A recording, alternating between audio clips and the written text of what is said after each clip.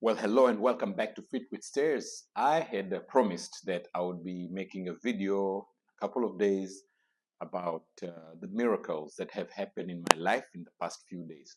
So, obviously, when I use the word miracles, for those who are believers of any kind, this means that I have faith and I believe there's a God, and then therefore we talk about miracles.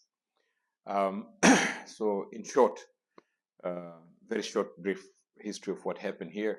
So, a few days ago, or a month and a little ago, last year, I decided that I want to run. But how did the decision come around? That's where the miracles come. And then I told myself that I need to go to the doctor. How did the decision come? And finally, after going to the doctor, I found that I have certain diseases, and one of them just disappeared like that. So these are the miracles that I want to talk about, because miracles exist for centuries since God created us. He puts us through things and does miracles for us. It's up to us if we can recognize those miracles, if we can recognize the things that He has done for us and give thanks. Because God says, for those who are thankful, He gives more. The more thankful you are, the more He gives you. Okay, the more thankless you are, He takes from you. Okay, so um, like I said, I started running. So I think that itself is an answered prayer, because for many years when I pray, I would come and ask God for good health, and at the same time, I would ask for well-being, no problem, and I never asked for a lot of money or anything. That's never been my prayer. Okay, so God, how does He answer your prayer? If you want money, how does He give you money? Right? He doesn't drop money right in front of your door. He just simply doesn't put it in your account. You have to ask for it first, and then you have to do something about it. Okay, so let's say if you're praying to God and asking for money, and you're a good cook, you might cook something, and you're not even thinking about selling it, but He brings somebody into your life that you share this with, and that person says, I love this. I'd like to buy this from you. Can you make more of this? Then you get inspired and you do stuff. That's a prayer answered.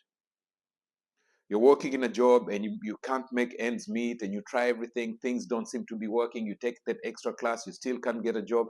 But the fact that you took that extra class is an inspiration that you got. How did you get it? Not just because of your situations, you prayed. There are a lot of people who did not take that step. Okay, so then suddenly you get a job that has nothing to do with what you're doing, that has nothing to do with your education, that pays you much more, and you're more at ease now. That's a miracle. That's an answered prayer. All right, so that's what I'm talking about. So I've been praying for good health, and apparently I might have been fine, so there was no need. But suddenly, living in this house for 4 years, I tell myself, oh, I need to start running up and down the stairs. It's good for health. Why didn't I do it 4 years ago? The answers will follow just now. So I start running, and then I'm still praying for good health, and I'm still praying right now. And I said, let me go to the doctor and check how I am now, and then I will see how I'm going to be after 4 months or 3 months. I go and check. When I reach at the doctors, they look at my reports. The doctor tells me, you've got cholesterol. I'm like, well, I just measured 2 years ago, I had no cholesterol. How do I have cholesterol now? And from 2 years ago to now, 2 years ago, I had uric acid. And when you have uric acid, you get gout. You can't eat meat. You can't do all these things. So I've been sacrificing on all these different types of meats, shrimp, seafood. I just love seafood. I've sacrificed on all that. I've stayed away from all fatty stuff. I've just been using olive oil and not eating like crazy person. How did I get cholesterol? Okay. So God has ways of doing things. All right. Uh, he gave me an answer, which there's a video you can watch about how I think I got cholesterol. But he said it can still come. You could be in a very healthy way. It can still come because it comes from the liver. So watch that video to know about that. That's fine. So now I learned something about myself that I didn't know, right? Now this is getting me to push myself harder. Remember the prayer about good health? Here it comes. Here's the result, right? So here's the first miracle. I'm running up and down the stairs. I start running, and the first time I only run 5 times and I come down, 5 times and I come down. After 3 times, I'm just wasted. All right. But I'm excited that I was able to do it. On the fourth day, I think I started the vlog. All right. So when I started the vlog, you can see my advancement. Now you can look at what I did today and what I did then on my fourth day, which is the first vlog. You can see a huge improvement. Now, what's the miracle in that? How I went from 5 to over 20 in a matter of 33 days or less. Okay, that's a miracle as far as I'm concerned. I couldn't do it before. Now, the real miracle comes now. I look at my medical reports, and the doctor says you have diabetes as well. Well, I've always been borderline diabetic. As a matter of fact, if you only follow the Western medicine and you forget the rest of the world that has had medicine for thousands of years, that have cures for everything except what in the West doesn't have, then you're lost. So anyway, I did speak to somebody and a doctor, a nurse, and she told me that if you're from African descent, and you're still from there, meaning that you were born there, you're not born somewhere else, and you have not moved and lived other countries for a long time. If you're born in the subcontinent and you haven't moved to US and lived for 3 generations or UK, then you are among people who are always considered to be borderline diabetics according to Western medicine. But you are fine. There's nothing wrong with you. I said, I know, because 25 years ago I went to US and I was already borderline diabetic. Okay, so I'm still borderline diabetic, right? But now the doctor says no, you are diabetic. Your results, the blood sugar is too high. So then I share. Then my wife wants to see the information, and the family wants to see it, and she says, "I'm concerned. Take a look at yourself." So I have a glucometer or whatever you call that to prick yourself and check how much is your blood glucose.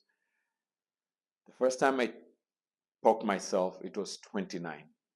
So I was like, I don't know what it means, but I know that my mom was very sick. And when she got 8, she would like panic. Okay, when she read 8 on that same meter, she would panic. So I looked at the screen and mine was on the red and it was like it's trying to push off the screen. Okay, it was so high. So I said, how can I be diabetic? I'm just normal, you know? So I waited. After a few hours, I tried again. So it went from 29 to 26.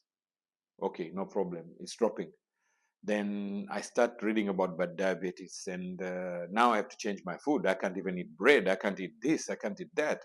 Already, I was not eating white bread. Okay, I just love to eat brown bread, especially multigrain bread. I love that. I love the taste and everything about it. So now I have to change something, you know.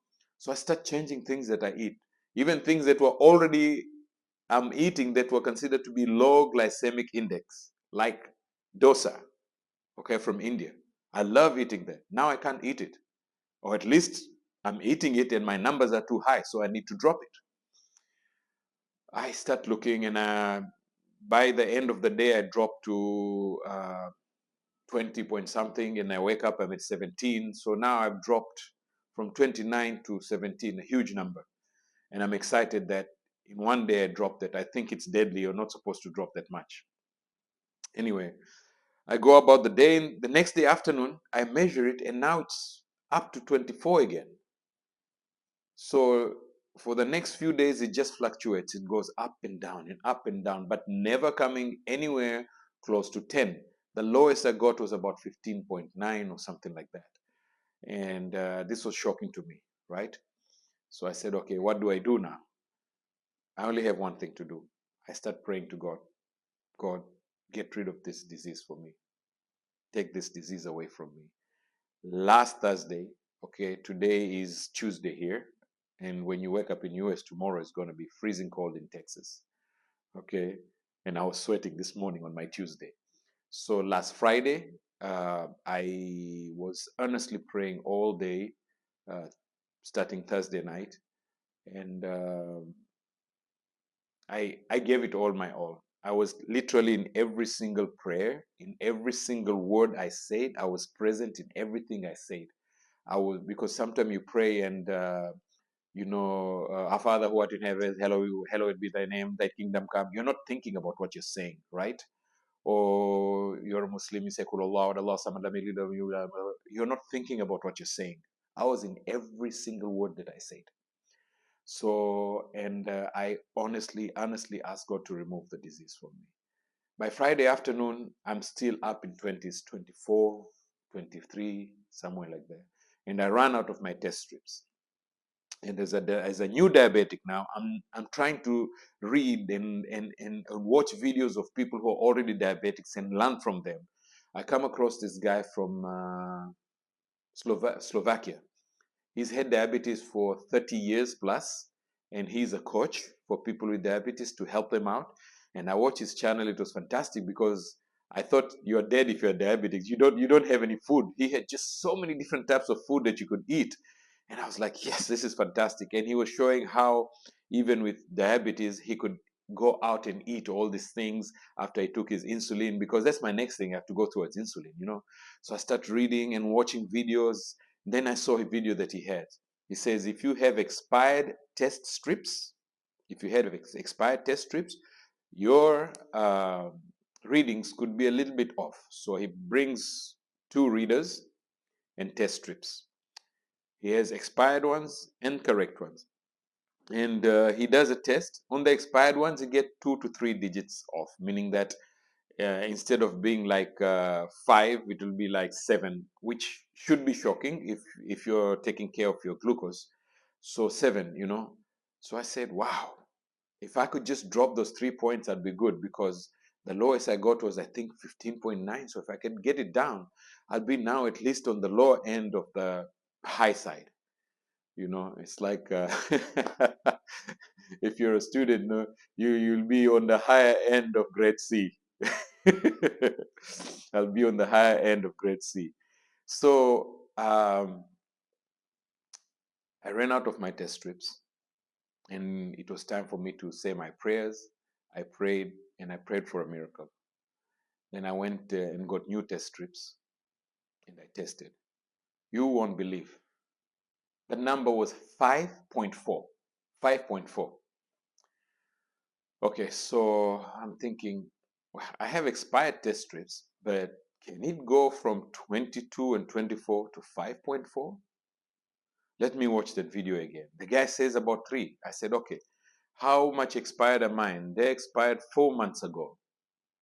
October 2024, they expired. So I said, this is from a big company. It's from Pfizer. So, I mean, even if it's expired, it can't be that bad, right? So I said, let me say that it expired and it should be off by 10 digits. From 24, I should get 14. So I'm not getting 14, I'm getting 5.4. I said, let it be really bad, messed up, like it was expired 2 years ago. So 15 is an okay number. 5.4 from 24, from 22. So I just looked at it and I said, based on the facts, what people are saying, I have not been a diabetic, but based on the product that I'm using, you might have seen it on my other video.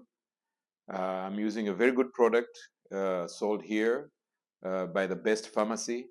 We pay top dollars for it. And so I can just not think about anything except a miracle. So immediately I thank God. I thank God for, doing this miracle in my life. That very Friday, I was at my aunt's house where I loved to eat, but then I was controlling my portion of rice normally. That day I said, I'm sorry, I can't even eat rice. This morning I sent a message to my aunt and said, I'm free of disease. So please tell your maid when I come not to make me anything special. I'm going to eat the rice that you had. I'm going to eat the meat that you had. I'm going to eat everything that's on your table guiltlessly. I thank God. I thank God for that. So, for this miracle, I pray for the same for you, that God gives you multiple miracles in 2025. If you're sick, that He cures you. And I pray that God helps you see the miracles in your life, because the more you thank God, the more He's going to give you. So that when you see these miracles, then you can thank God and praise God for the miracles that He's done for you. So I'm very thankful. So I pray for multiple miracles in your life. I pray for your good health. I pray for best physical fitness. And I pray for your life to be just so smooth. If you're single and you're looking for somebody, I pray that you find the best somebody in your life. If you are married, I pray that you have the fantastic family life, that everything comes together. If you're looking for money, I pray that you find the money you want, but I pray that you do the right thing with your money, because money cannot give you happiness. Of course, a poor person doesn't think that, and a rich person also knows that money doesn't give you happiness. So I hope that God helps you find people around you and helps you look inside yourself and look towards Him for happiness.